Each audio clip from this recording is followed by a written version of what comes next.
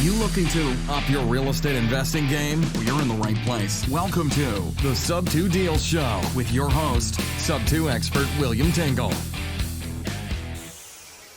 Hey, Sub 2ers, this is William Tingle of sub2deals.com. I'd like to welcome you to this episode of the Sub 2 Deals Show, where we talk about all things subject to and sometimes some other real estate related things, but they're always applicable to your real estate investing business.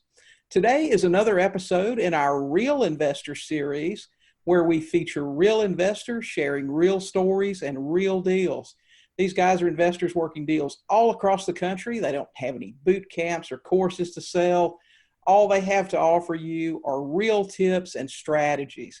The things that are working today in their business, and they can work in yours too. So listen up. My guest today is Rissa Collins. Rissa is a real estate investor in Arkansas, and she's been investing for over 30 years now. Been a full-time investor since 2002, and she's doing just a little bit of everything out there. I mean, she's really an all-purpose type investor. But why don't I just let her tell you a little bit about her background and how she got going there. So, Rissa, welcome to the Sub 2 Deal Show. Thanks, William. Glad to be here. Great. Well, tell us a little bit about your background, what you did before real estate and that sort of thing. Well, I was born in Central Arkansas, about 20 minutes from where I live now, although I haven't lived that close most of my life. I lived many years in North Texas. All my brothers and sisters have regular jobs. I'm the oddball in the family. I've always loved real estate, and I got my broker's license here in Arkansas when I was 19 years old, and I was way too young, and I knew absolutely nothing about real estate, about sales, about working with people, anything. During the first year, I listed and sold a total of one house, and that was really disheartening. But the secretary that I worked with, she and her husband had horses, and I was also a big horse lover. And so we were riding horses, and I found a little house on our riding trails, and I ended up buying it with no money down and no credit, and dropped my real estate broker's license and have done investing the rest of my life. Oh yeah, that's great. So the seller just financed it for you. Yeah, back then you had to get the address and go to the courthouse and go down in the basement and look up all the records, and then you had to write them a letter. And then sometimes you could get them on the phone. And that's the way we started out doing this. And nobody had a course on it that I knew of, and we didn't have computers or cell phones. So it was pretty fun back then. Yeah, I talk to investors about that all the time. They're always, you run into some that'll whine and cry about having to do this. I said, listen, when I got started in 1999, we had to go to the courthouse or the tax assessor. We didn't have all these programs, PropStream and Deal Machine and all of this stuff. Man, that stuff seemed like science fiction to us back then. Yeah, I know it. Yeah, that's great. So you found your first investment property. Your seller carried the note for you, and you gave up your license. You decided to quit working for tips and start making some real money. Exactly. And I have not had a real job hardly at all since then. Well, man, that's the way to be. I tell you, some of us, I didn't get started till 1999. I was 38. I worked at a slave job for most of my life before I figured it out. So good for you. I'm a terrible employee. People don't like me to work for them. Most entrepreneurs really are. We just have our own ways of doing things, and we're not, we're more or less risk takers and not rule followers. Right. Yeah. And you say, geez, it's a beautiful day, and I could go in early and get everything done and then ride horses all afternoon. And they say, wait just a minute, you got to be here at 8:30 and you got to leave at 5 and you got to have lunch at 12 to 1. And Well, what if you're not hungry at 12 to 1? And, you know, Yeah, that's right. I'm That's kind right. of unruly about stuff like that, I guess. You know, that's really the biggest aspect to me for of real estate investing. It's, you know, people talk about the money all the time. Yeah, okay. Yeah, money's nice. You know, you can do a lot of things with money, but really what the money gives you is the freedom to do what you want to do when you want to do it. Exactly. My brother was very ill and passed away a few weeks ago. And thank God for real estate, because the rest of my brothers and sisters had to work during that time. And I had the privilege of being able to spend most of the last few weeks of my brother's life with him at the hospital. I could just stay there, and if I needed to do some business, I had an iPad with me and my cell phone, and we're good to go. Yeah. Yeah. Yeah, I tell you, it makes a difference in so many areas of our lives. Just being able to, like you said, just have the freedom to, you know, if something comes up, you can be there and take care of things. And when Right. you're tied to a 40-hour a week, barely, you know, just over broke, you just can't do it. No. Yeah, you can't do it. So I think we mentioned this in the beginning, but you've been investing for over 30 years. Right. Yeah. Long time. Yeah. And let me ask you this. I always ask people this question. Is it still as much fun today as the first deal? It gets more fun every day. It's like, I tell people, what I do is like a treasure hunt. You get clues and you go here, and then you get another clue and you go here. It's awesome, and I would do it if nobody paid me, but thank goodness they do. That's right. That is absolutely right. I tell you, it really is the thrill of the chase. You know, sometimes I really struggle sometimes to stay interested after the deal's been locked up and the contract signed and we're in the due diligence phase, because the investigating part, the sifting stuff out and looking for that needle in the haystack, that is really the fun part. It is, absolutely. And all these people that sell courses, and they say you go out and you find a house that the seller needs to sell, and then you find somebody that wants to buy it, you put them together and you get the assignment fee, and then you sit back and put your feet up and wait for your check. That is hilarious. That's when the book starts. Yeah, a lot of times to get it to closing. Yeah, deals require a little bit more than that. The people that focus on selling courses make it sound really simple to do. Yeah, they do. There is a little bit of effort in there.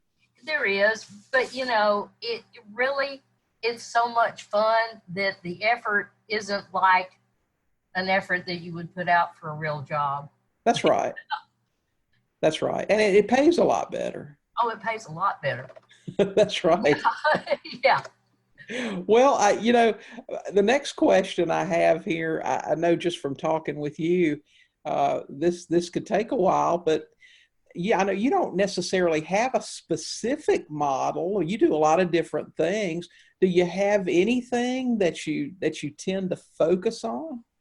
I focus on either sub-twos, owner finances, or wholesaling. Right. I started doing this full time in 2002. A friend of mine, and I didn't even, back then we didn't have names for everything that I knew of, because I was really ignorant and I didn't have a computer or any of that stuff. So this friend of mine called me and she said, I need to buy a couple 100 acres for my horse farm.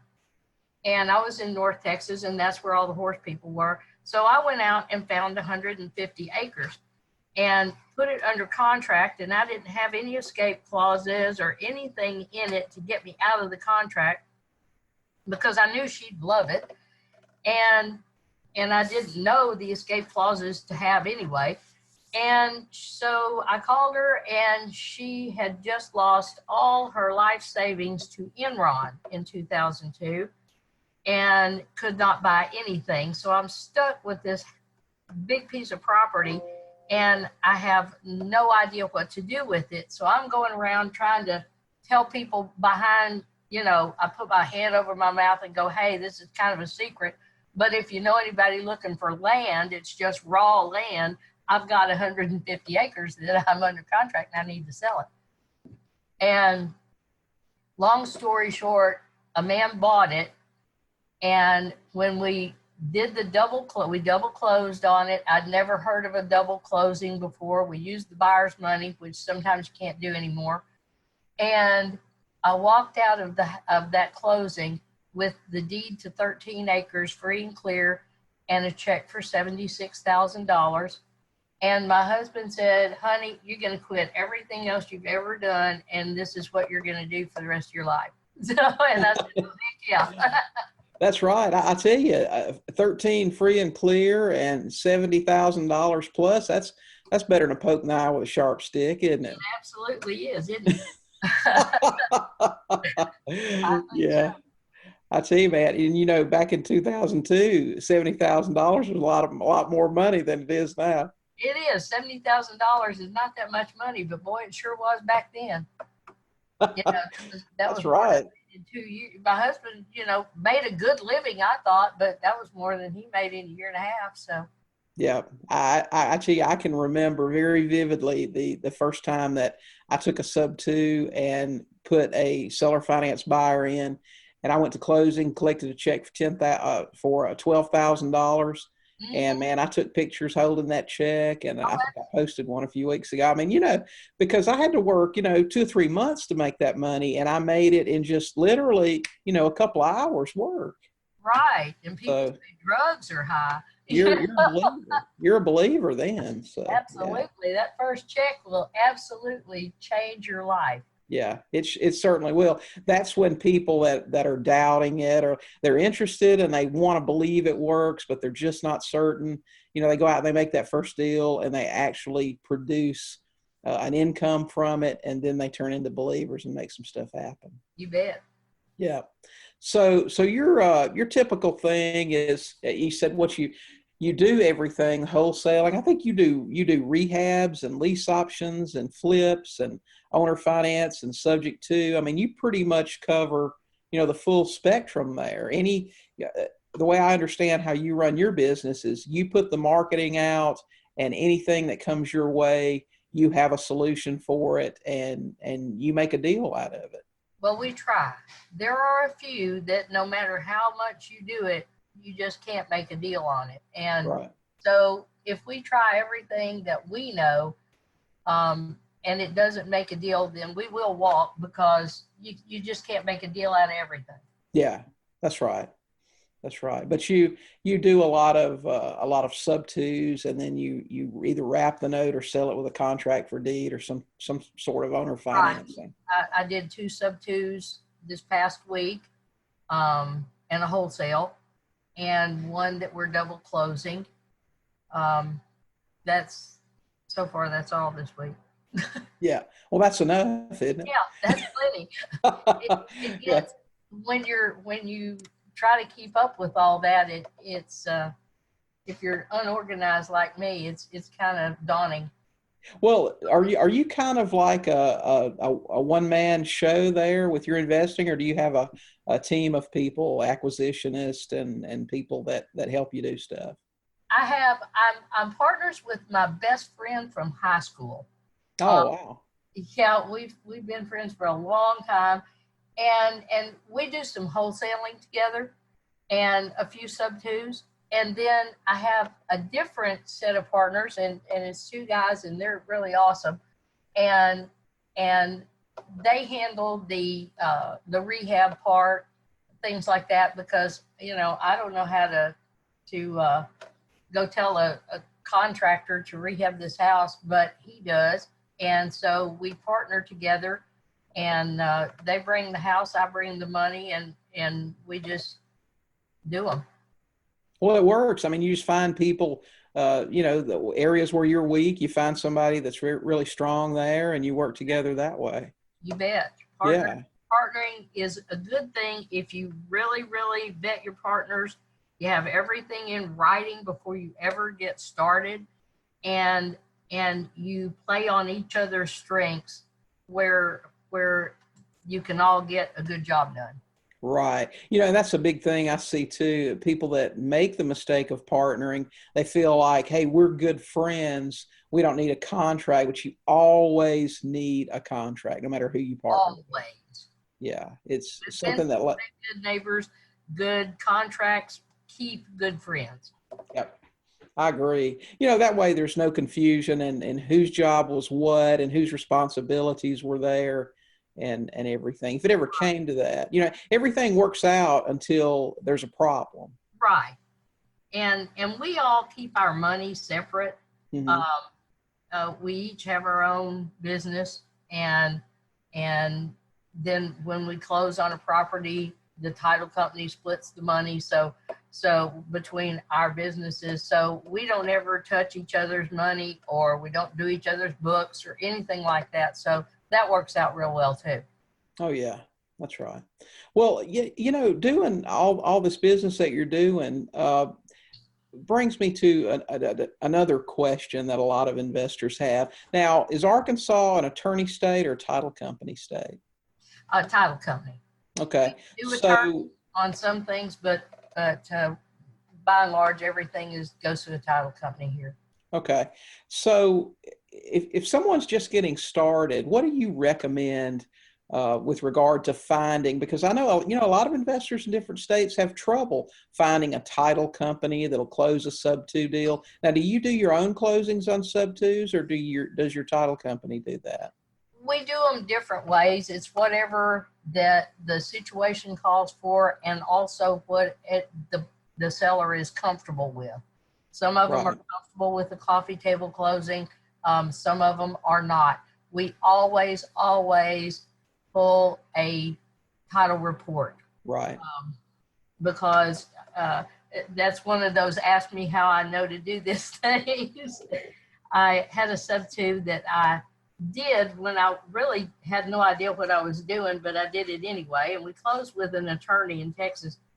And I don't know if he knew what he was doing either, because nobody ran a title report. And he owned a title company, but we didn't run one.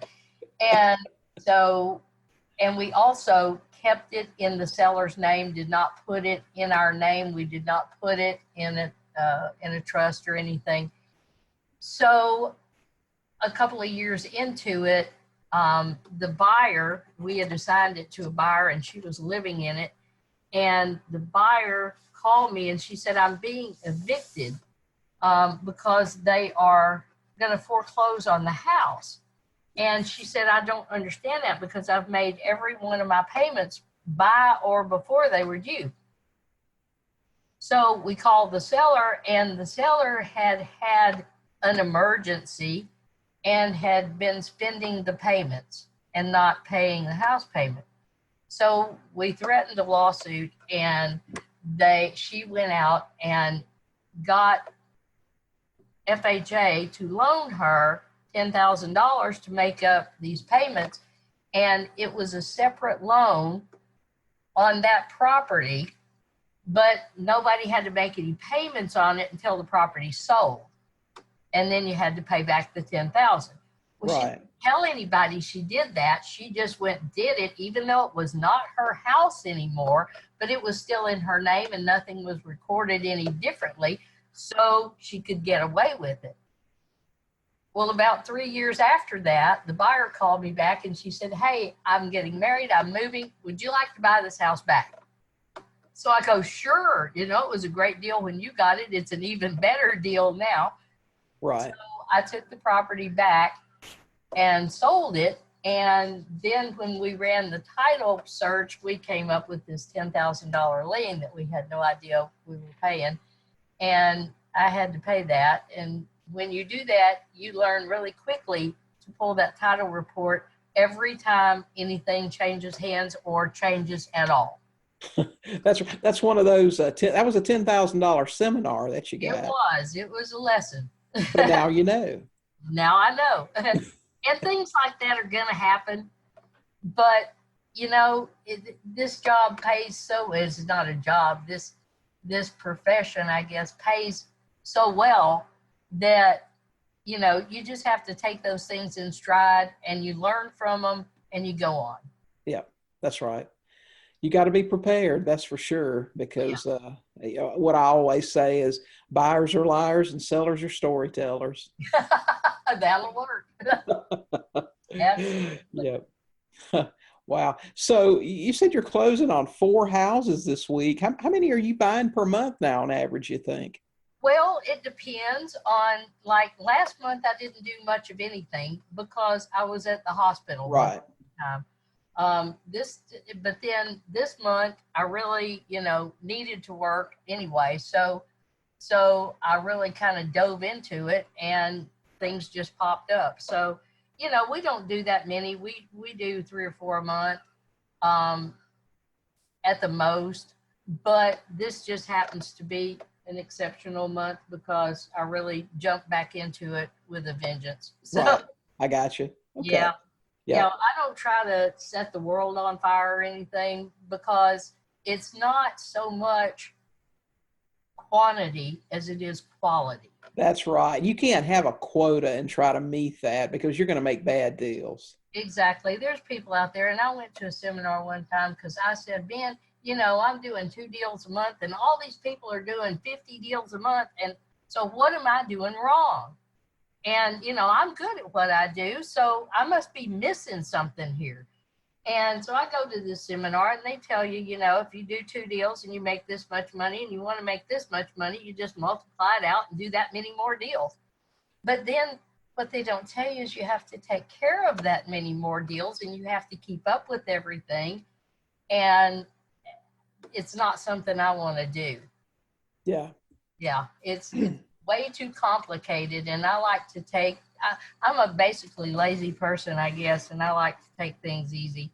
You sound so much like me. I'm always telling people, at this point in my life, I buy 1 house a month, but with the interest rates like they are, and if you focus on something like all I do is buy subject to, and all I do is sell it with owner financing. And, I can take a $200,000 house with a $20,000 equity spread. I can buy it 90% LTV and turn 20,000 into 60 over 36 months. Isn't that the truth? Yeah, we just picked one up at 2.75%, and they had it since 2006, I think. So they were 13 years into the mortgage, and it was 2.75%. That's a nice one. Oh, well, yeah, because most of the payments go into principal. Exactly. Yeah, that's fantastic. I'm telling you. Yeah. I like those. That is great. Well, buying 2, 3, maybe 4 houses a month is really, just a small investor, that's all you need to do to make more money than you can spend, really. Isn't it the truth? You don't have to set the world on fire. Yeah. For years, I did 1 a month. Maybe I remember the first year I did 18. And I made a good living. Right. I didn't make $3 million or anything, but what am I going to do with $3 million? Exactly. Who needs $3 million? Yeah. Then you have to worry about what to do with $3 million, That's right. That's right. Well, to buy those, I'm sorry. It's a good problem, but Yeah. But the main thing, what you learn after you've been doing this for a while is that the main thing is, it's like we said earlier, it's freedom. It's your time. Isn't it the truth? Yeah. Absolutely. That's right. Because you're only going to live so long, you might as well enjoy, what you got. Yes, absolutely. I have grandkids at this point, and we like to go places. I remember one job I had. I'm a horse person, and that's my other passion. Mm-hmm. And horse tack. I'm a horse tack junkie, and so somebody talked me into going to work at this new tack store that was opening up, where it wasn't a store. It was just, you go in and you sell horse tack, but you got really great discounts and you could buy all this tack cheap. And so I said, well, I'll work there long enough to get a whole bunch of tack, it was a mess. We got maybe 3 months into it, and my daughter lived in Florida at the time in Tampa, and she called and she said, "Mom," she said, "I'm getting a divorce and I need you to come down." And so I go to my boss and I said, "Hey, I need to take a month off and go to Tampa. My daughter needs me." And he goes, "You can't take off for a month, No, maybe a day, but Yeah. And I said, "Well, I have to." And he said, "You can't." So the next day, that was when my resignation was on his desk, and I'm I sure. said, "Yes, I can." Yeah, that's right. Yeah. That's right. That's what that cash flow is for. Cash flow says you can take off whenever you want to, Exactly. Absolutely. So, man, that's great. We're going to take a quick break. And when we come back, Rissa's going to talk to us a little bit about her best sources for leads and what sends her enough leads to buy those 3 or 4 houses a month. So you guys come back. The Sub2 Deals Show with your host, Sub2 expert William Tingle. We'll be right back.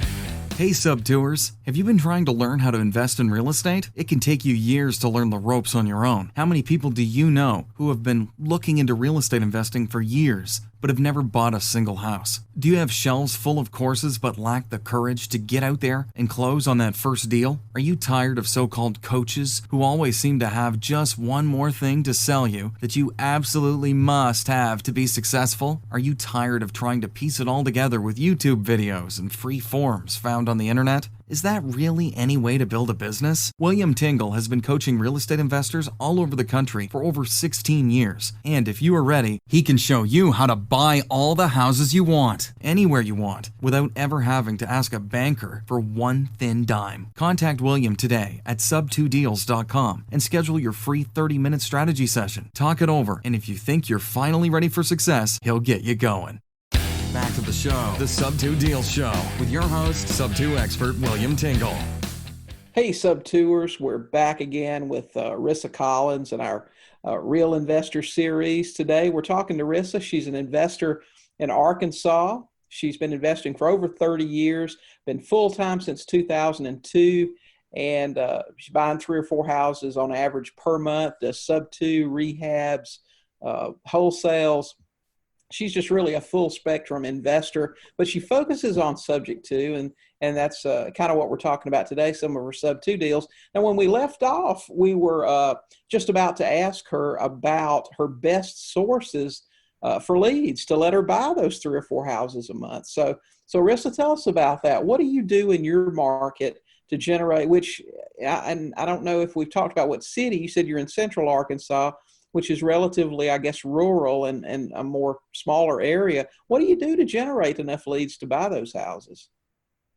Well, Zillow is a big thing around here. We do a lot of stuff on Zillow. It's really fun because you can go in and you can look at the ad, and we do the for sale by owners first. And you look at the ad and it has pictures. And most of the time you can tell whether the house is occupied or vacant. The vacant houses are a whole lot more motivated to sell than the houses where they still live. And they're a lot easier to do. So we look for the vacant for sale by owners on Zillow first. And then when we run out of those, then we go to the ones that are listed and still vacant. And then we start working on the occupied ones, because about half the time, not half, maybe, I don't know a percentage, but a lot of the times they took the pictures and then they moved out. Mm-hmm. So that's what we look at first, is the pictures on Zillow to see whether they're living there or not. And so you're searching Zillow for vacant houses, and then you're just picking up the phone and calling the homeowner. We call them, we text them, however, just pick up the phone, call them. Yeah. I mean, the telephone is great because they don't know who you are. Mm-hmm. If you mess up, all you have to do is hit the end button. Isn't that the truth? And I've done that. Right. But I still, after all these years, get tongue-tied sometimes. what advice would you give an investor that's maybe afraid of the phone? Um, Practice with your friends if you feel the need to. But honestly, you're never going to run out of houses. And so just do it.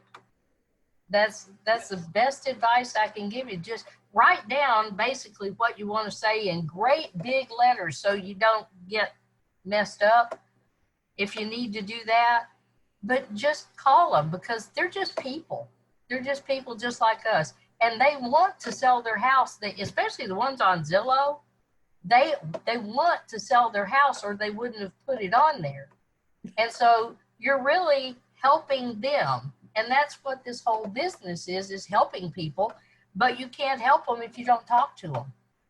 That's right. You know, and if you run into a really nasty person or somebody that gives you a hard time, it's just like you said, all you've got to do is say, hey, sounds like we can't work together. Wish you the best of luck in selling your house. Have a great day. Exactly. There are always going to be nasty people. Who was it? The speaker. I can't think of his name, and I love him. Ron? No, he's a motivational speaker, and he passed away. Zig Ziglar? No. Anyway, he said there's only like 12 really nasty people on your list, and everything is numbers. So if you talk to one and you've got 100 things there, you're probably not going to run into another one today. Well, So, it is a numbers game, isn't it? Yeah. Well, I mean, really, it's just so easy. You know, if they say something nasty to you, you know you're probably not going to be able to work with them. There's no sense in trying to talk them into anything. Just end the call and move on. Exactly. And, you know, you don't need to talk people into anything. That's right. Ever at all. If it works for them, they're going to just fall in with it without anybody saying, you know, please do this. If it doesn't work for them, you don't want to do it, because there's another one that it will. And Yep. and you don't ever want to get somebody in a position where they feel uncomfortable. It has to work for you. It has to work for them. And it also has to work for the person that you put into the house. Yeah. You know, I always say, I don't even want a seller who is iffy about it. I want them to be enthusiastic about the solution we offer them. Right. This house, one of these houses I picked up this week, I asked the guy 3 months ago if he wanted to do this. And he said, you know, I want to do this. And then his wife goes, wait just a minute, you know, we've moved away now and we're living in an apartment and we might want to buy a house in the next couple of years. And I said, well, I could probably show you a way to do that, you know, without getting a bank loan. But y'all go home, talk about it, sleep on it, and let me know when you feel comfortable. And then about once every 2 weeks, I'd shoot them a text and I'd say, do you have any questions? Have y'all had it? You know, is there anything that you're thinking about that I can help you with? They would just go back and, you know, no, we're still mulling it over. And then the last time I got back with them and they said, you know, we've thought about this. We've talked to people and we've decided this is what we want to do. Mm-hmm. Great. So the follow-up is super important. It is, absolutely. And Yeah. A lot of people don't follow up. Yeah, that's right. If it doesn't work now, they just pass on and move on to the next thing. Right. And it works not only with sub-twos, but it works with almost everything. The follow-up is super, super important because so many people don't do it. And like with wholesaling, everybody's after those real good deals. So you call the seller and you talk to them and they say, no, I've got to get full price for my house and I can't finance it. And you know, we just got to sell it, get it out of our name and go on. And you go, okay, that's great. Best of luck. Let me know if you got any questions. I can help you with anything or something like that. And then you just follow up with them every once in a while, because if that house doesn't sell in another month or 2 months or 3 months, they're going to start getting a little more motivated to sell. Yes, they are. And especially if they have a job somewhere else, or they need to move for some reason, or they're behind on their payments or something like that. So the more time that passes, the more motivated those people get. And then they want to sit down and talk to you, because most of them don't understand what you're asking them to do. Mm-hmm. And you don't want to try to educate them on everything, because they're not going to understand it.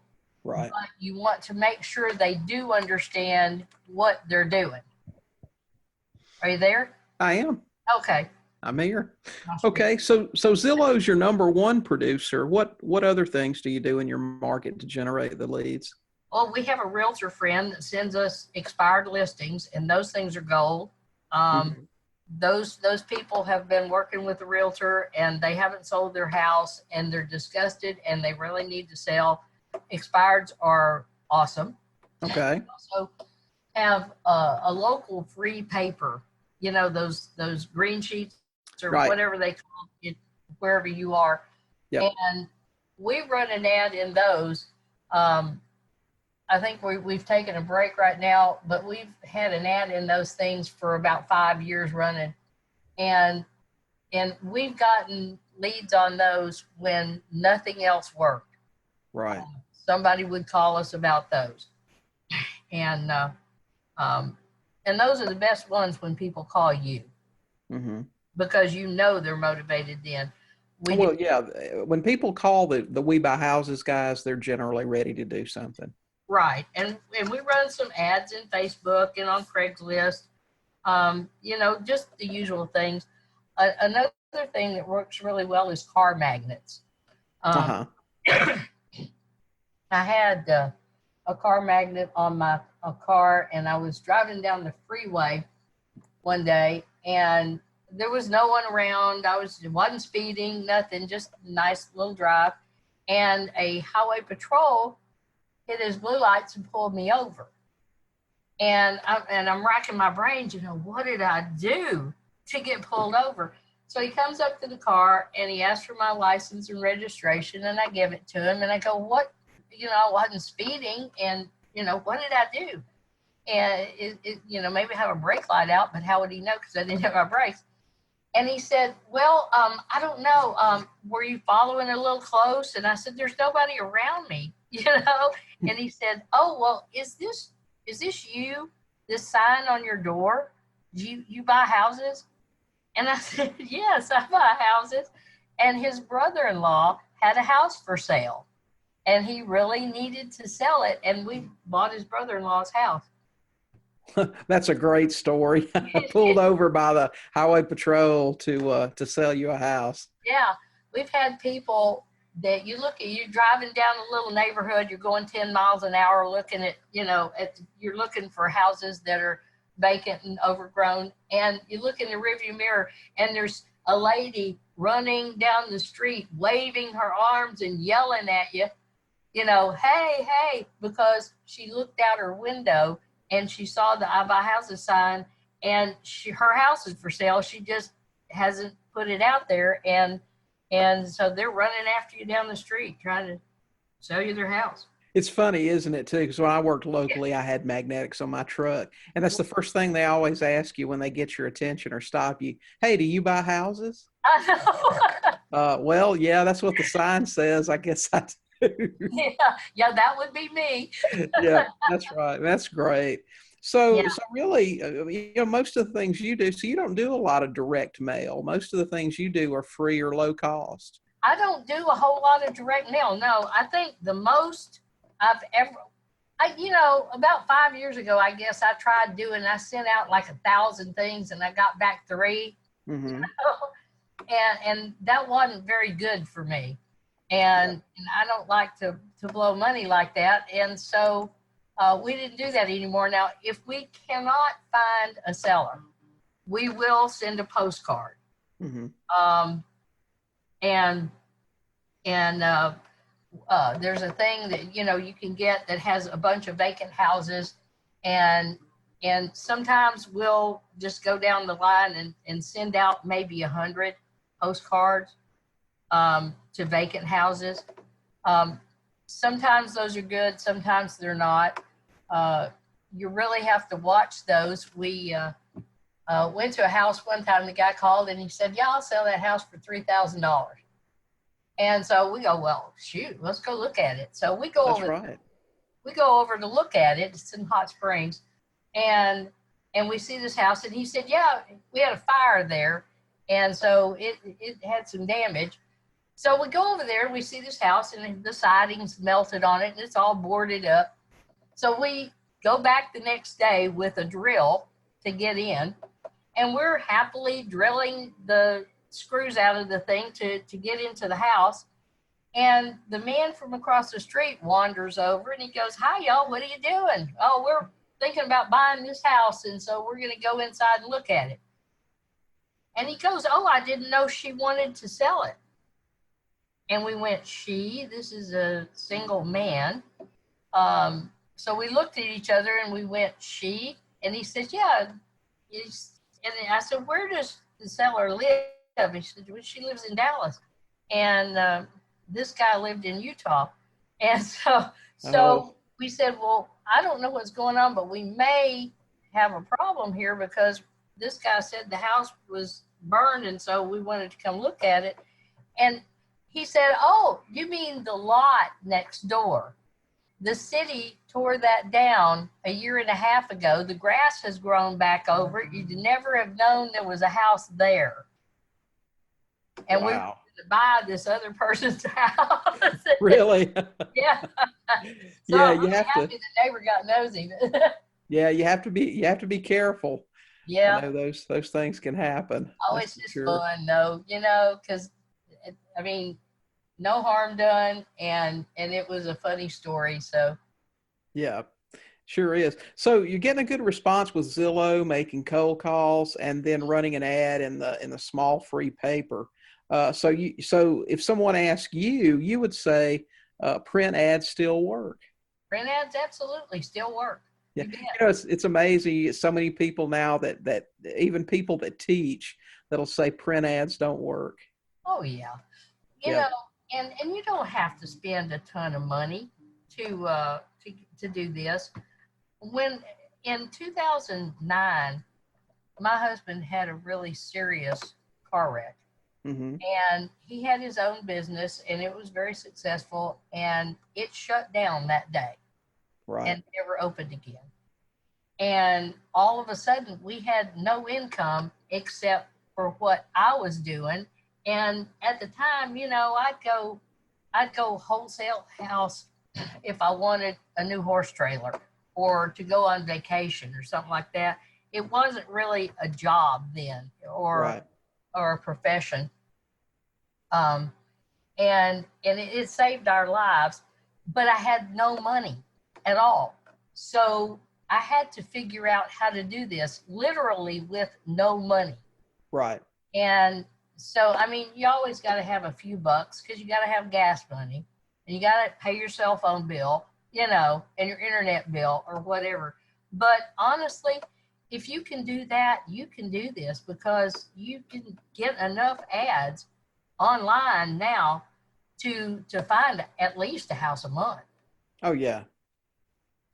That's right. And I'll tell you, and I say it all the time, and if you do it right, one's all you need. Exactly. Absolutely. Yep. Well, can you break down a deal that you're doing right now, a sub 2? I mean, can you tell us, how you found it, what the numbers are, how it's going to look, what the cash flow will be, that sort of thing? Yeah.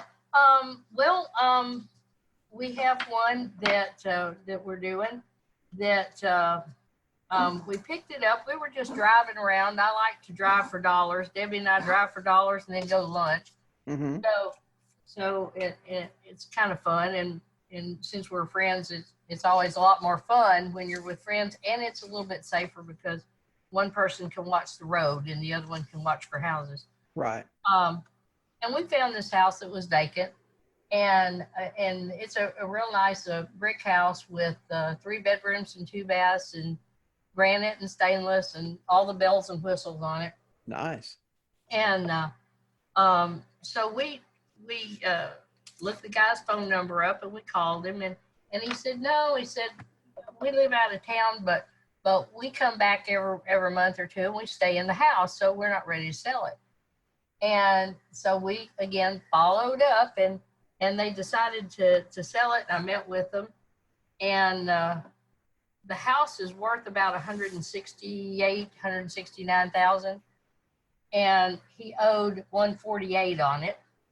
And he said, well, we've gotten the breakdown, because I take that with me when I go show them what the house is worth and how much it would cost if they list it and sell it.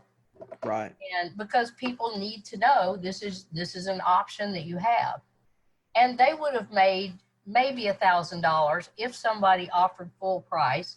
If they didn't offer full price, they might have had to pay about $1,000 or $2,000 to sell it. So he wanted to do the sub-2, and his payment is $960 a month, I think. We're gonna rent it for $1,350, and he owed $148 on it. We're gonna give him $2,000 for his equity, to help him pay to get his furniture and everything out, because they live out of state. And with that being in the school district that it is, we got it mowed today. I'll put a sign out tomorrow, and we're going to ask for like an $8,000 option fee. We're going to put it in a trust and do a lease option on it. And I think it'll be taken by the 15th probably. Oh yeah. Yeah. Well, I mean, and that's great. I mean, your total cost on it, $2,000 to him, and maybe $500 in it, for just doing a few little things, mowing Right. and cleaning and doing what have you. You'll collect $8,000 from your buyer, so $5,500 in your pocket, and then $400 a month cash flow. Right. Yeah. And then when we sell it, we're going to sell it for 169, and Right. we'll 148 minus whatever it is. Right. We're So gonna do your yeah. option on it, because we have 3 years, but I always do a year less for my lease optionee, just in case they don't buy it. I've still got a year to do something with it. Mm-hmm. Well, I mean, so you're looking at $40,000 profit on that. Right. Yeah, on a lease option. That's great. Is that the one with the 2.75 or? No, that one's not with the 2.75. I think that one is 3.75. Oh man, that's horrible rate. I know. It just breaks my heart. When I got started investing in 1999, if we took over payments on houses with 8%, we were like jumping for joy. Oh, absolutely. I know. Interest rates were high back then. I mean, 10% was a decent rate. Yeah, that's right. But they also had those non-qualifying assumptions back then too. I actually bought the first house I ever bought to live in personally was a non-qualifying assumable. We gave the lady, $3,000 or $4,000 and sent in the paperwork package with, I think, $250 and took over the payments. But I actually bought one investment property that was still a non-qualifying assumable. Didn't have but 2 or 3 years left on it, and I paid it off. Yeah. But you just don't find those anymore. No, they're gone. But, but how did you learn how to do what you do? A lot of it was trial and error. Mm-hmm. A lot of it, I locked myself in my room. I bought a computer, learned how to use it, and locked myself in my room and listened to webinars. Mm-hmm. And I would get so excited. Oh, I can do this. And then, I can do this. But I never had, because back then, when the wholesaling was pretty easy, because, wholesaling is just a basic concept. You find something and you find somebody that wants to give you more money for it, you put them together. Right. So that was pretty easy. The rest of it was a little bit harder for me because I wasn't familiar with it. And And so I would study and study, and everybody had all these programs. But in 2009, when I was doing that, my husband had this car wreck, and we had no money for, I couldn't send somebody $1,000 for a course. Right. So I had to figure it out on my own, and I did it, but it was hard. Yeah. A good mentor is worth their weight in gold. Yeah, and and it's things like the $10,000 seminar you took on the title report. Yeah, that would have been an easy one for me to avoid if somebody had told me you need to run a title search. Yeah. So in your opinion, investing in an education as opposed to learning it by trial and error is a wise move if you have the funds to do it. Yeah, absolutely. And it amazes me that people will spend lots of money to go to college. Oh, yeah. And get an education, and then they have a degree, but they don't know how to do anything. They'll rack up $50,000 in student debt to get a job that'll pay $30,000 a year. Exactly. And it's just amazing to me that people, that's fine, but to spend $500, $200, $1,000 on your education through an online course or a course that somebody's given, or for a mentor, they just say, oh my gosh, we can't do that, and that's ridiculous. Number one, it's tax deductible. Right. So. Oh, yeah. And you're investing in yourself. Now, with that said, you have to be careful about who you listen to. That's exactly right. And there are people that are out there that are helping people, and there are people that are taking their money. Mm-hmm. And so you start out small. You can start out big if you want to, but why put yourself through that? You start out small, and you find somebody like you that you give away so much free information. And then when that starts making sense, then you invest in something that you do. Mm-hmm. And take it to the next level. Yep. I agree. You need to get out there and expose yourself to all the different possibilities and design a business model and a lifestyle that you want to have. Right. And then you don't run out and buy everything because you don't know what to do with it, even if you have it. That's right. But you invest in the stuff that makes sense to you with people who have proven that they have your best interest at heart. Yeah. That's right. You really need to vet your mentors or your teachers. Right. Absolutely. Yep. That's right. Well, man, I tell you, I can't thank you enough for sharing all this information. I want to close on this note. You've been doing this for a long time. You've seen a lot of deals, shared some mistakes that you made with us because things happen. If you were talking to a new investor right now that was super interested, really excited about investing and getting started, and you could give them some advice, what would it be? Find the best out there that have your best interest at heart, learn what they do, and do it yourself. Yep. Just do it. Yeah, just do it. That's good advice, I'll tell you, because you know what?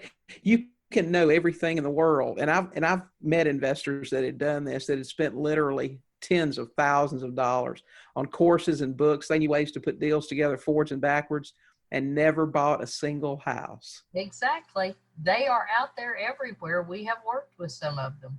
Yep. That's right. It doesn't work unless you do. You got to get out there, make the calls, get the bandit signs, put the ads in the paper. It's numbers and follow up. That's right. Pick up the phone. You can start today. It won't cost you a dime. Yeah, exactly. Great. And have your heart in the right place. Yep, that's right. If you're in this just for the money, then you're probably not going to be real successful. But if you really want to help people and help yourself in the process, this is the best business in the world. I agree. Totally do. Rissa, thanks so much for being here with us. We appreciated the information. I'm sure this is going to, help a lot of new investors to see what's possible out there, even in the smaller markets. That you can do plenty of deals, without spending a ton of money on marketing and having to work 24 hours a day. Right. So I appreciate you being here, guys. You heard it from somebody that's been in the business for a while. It is possible to enjoy a life while you do a business, make a great income. All you have to do is take the information, get out there and use it. If you have questions, Rissa's in our Sub 2 Deals forum. If you tag her, I'm sure she'll be glad to answer questions for you. If you have questions you'd like to ask me, you can always contact me in the Sub 2 Deals forum, or you can contact me directly at william@sub2deals.com. I answer questions every day and would be glad to answer yours. So thanks for listening. Now get out there and buy some houses. Thanks so much for listening to this episode of the Sub 2 Deals Show with William Tingle. If you enjoyed today's episode, please leave a review and subscribe. And for more great content and to stay up to date, visit sub2deals.com and on Facebook at Sub 2 Deals. We'll catch you next time.